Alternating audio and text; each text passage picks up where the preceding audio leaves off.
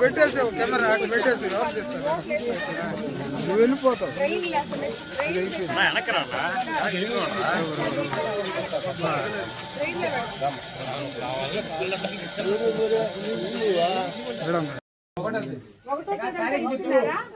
ఇప్పుడు ఎంత వస్తుంది నీకు పెన్షన్? 4000. అంతకుముందు ఎంత వచ్చేది? అంతకుముందు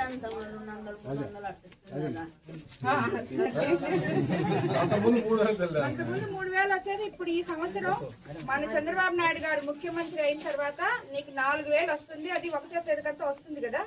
1వ తేదీ ఏం చేస్తున్నాము? ఇచ్చిండే కాలనీలు కూడా అవన్నీ సరిగ్గా లేవు. సో దాన్ని అన్ని రెక్టిఫై చేసి నీకు ఎప్పుడు కట్టుకునే దానికి దానికి ఏం చేయాలో అది కనుక్కో. ఎందుకలా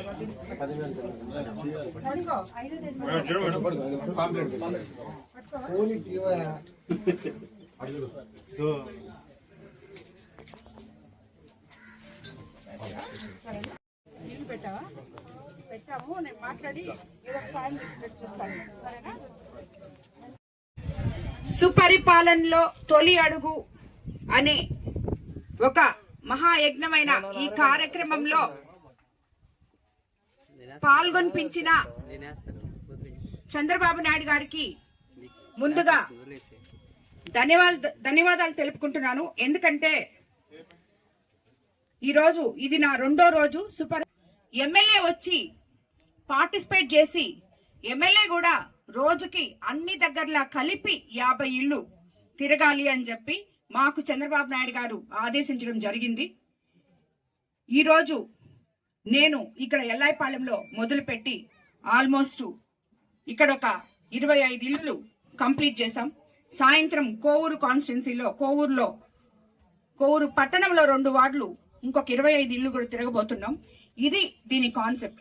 మీరందరూ కూడా నాయకులకి అందరికీ చెప్తున్నాను నేను, మేము వెళ్ళిన తర్వాత పార్లర్ గా మీ బూత్ లో మీకు ఎన్నున్నాయో అవన్నీ కూడా కంప్లీట్ చేయాలి. అన్ని మీకు తెలుసు అనుకుంటాను. యాప్ ఒకటి ఇచ్చున్నారు. దాంట్లో ప్రజల సమస్యలు తెలుసుకొని మన ప్రభుత్వం మీద ఎటువంటి అభిప్రాయం వాళ్ళకుందో తెలుసుకొని వాళ్ళ సమస్యల్ని దాంట్లో భద్రపరిచి దాన్ని సబ్మిట్ చేసి పార్టీ ఆఫీస్కి పంపించాలి. మాకు పంపిస్తే మేము పంపిస్తాం. ఇది మీ కర్తవ్యం. కాబట్టి తెలుగుదేశం కార్యకర్త ప్రతి ఒక్కరు కూడా దీంట్లో భాగస్వామ్యం అవ్వాలని నేను మిమ్మల్ని అందరినీ కోరుకుంటాను.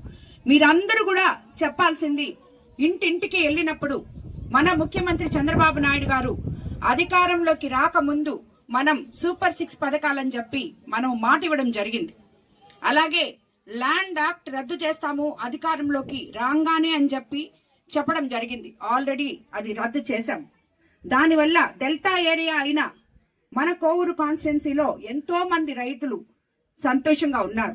రాబోయే రోజుల్లో వాళ్ళకి పొలమున్న ప్రతి ఒక్కరికి అన్నదాత సుఖీభవ రాబోతుంది.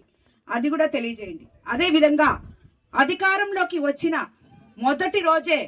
మొదటి నెల నుంచే పెన్షన్ 3000ని 4000 చేశారు. అది ప్రతి ఒక్కరికి అందుతుంది.